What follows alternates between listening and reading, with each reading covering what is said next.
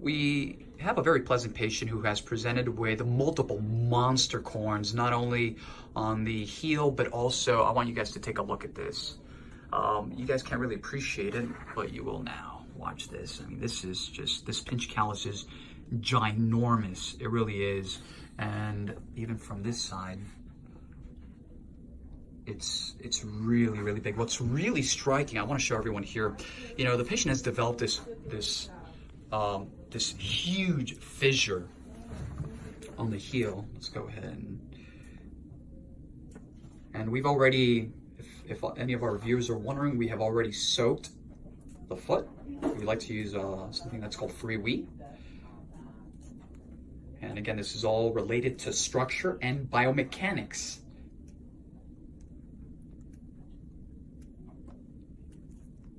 And this can definitely cause a tremendous amount of pain. Yes or no? Almost definitely. But I've gotten so accustomed to it that it doesn't. You know, what's interesting as well, we were just talking about it, is that the patient only has the problem on the left, which, you know, is a great thing, but until proven otherwise, it's probably related to a discrepancy in the length of her limbs, maybe the back, maybe the hips, maybe the knees. So at the core of the problem, that's what we need to really focus our efforts on. Sometimes we can recommend, you know, a pair of custom molded orthotics with a lift, what we call a heel lift, specifically catering the discrepancy in mind to not fix the problem, right? We talk about the word cure. We're not here to cure, but we're here to make things better. So the patient also developed, again, nice large fissure, nothing like the heel. Wait till you guys see the heel. It's literally like a trench. The good news is that, at least not today, I don't see the fissure that has really opened up. Am I correct? I've got one on the side that's a little bit painful. I've been putting Neosporin in it. Any blood? Is it raw?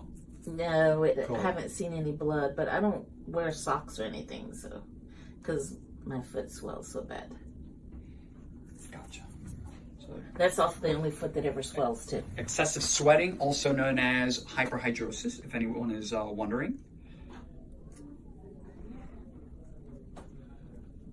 And we'll make some recommendations for that as well. Cool. Okay. We do have an astringent that we have here that will definitely help with that. Cool. Anything. Like I said, this is the first place I've been to, and I've been having it checked for 30 years. There's always a first time. Yeah, and they always tell me, oh, just soak it and scrape it. I've been doing that for years. I think at the core of the problem, just like I said, you know, I was telling everyone before, at the core of the problem is that's what we need to focus our efforts. And I think that a pair of custom molded inserts with a heel lift, right? Yeah.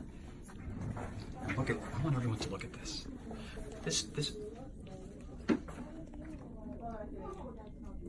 This fissure is about a centimeter down into the underlying skin. These are very, very, for all of our viewers, these fissures are very tricky because sometimes you don't realize that there's healthy skin right next to it.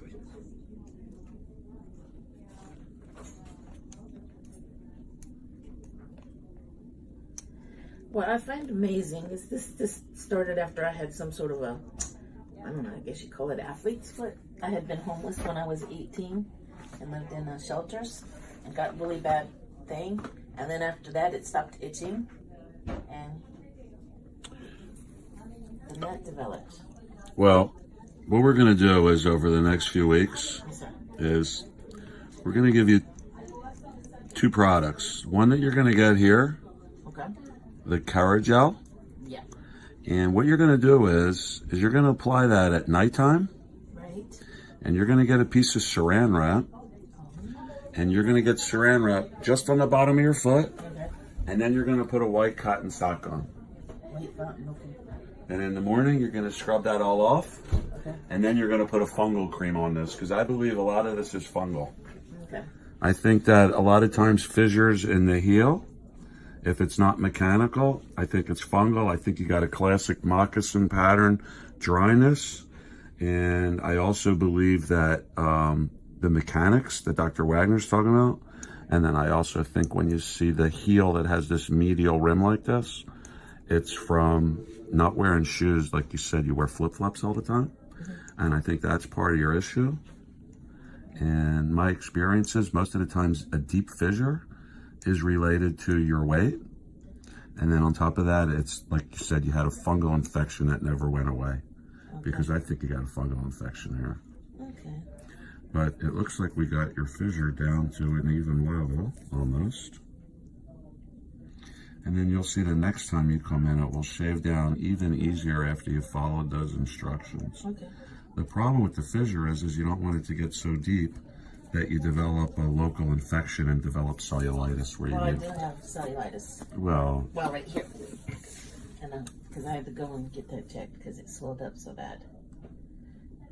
yeah, but cellulitis is from an infection. I don't think you Well, have they it. thought it was from Exactly. was from one of those. But here's where Dr. Wagner was talking about where it's tricky.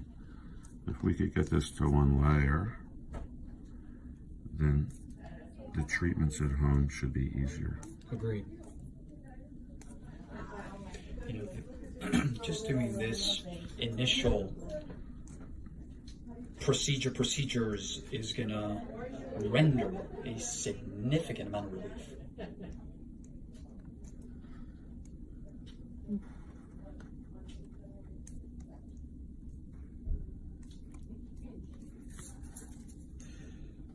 So what I'm going to add to this video, because I'm sure I'm going to get some comments, right? Why isn't Dr. Kushner using a sander, a Dremel? It's easier to do with a Dremel. We don't have to, you know, again, this takes us back to the video that I posted couple weeks ago about, you know, the importance of, I'm going to move right here now, the importance of safety.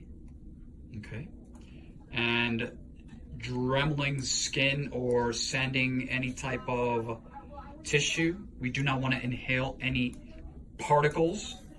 We want to protect the patient. We want to protect the staff. We want to protect the doctors.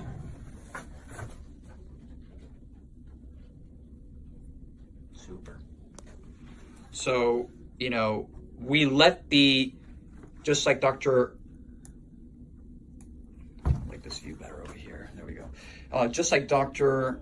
Kushner was telling the patient before, we do have, you know, there's different ways to debride, right? This is mechanical, what he's doing now, sharp. Then we have chemical. Chemical is applying a topical. And sometimes you don't need to Dremel everything away. We let the topical medication, the urea, right, to do the rest of the work for us.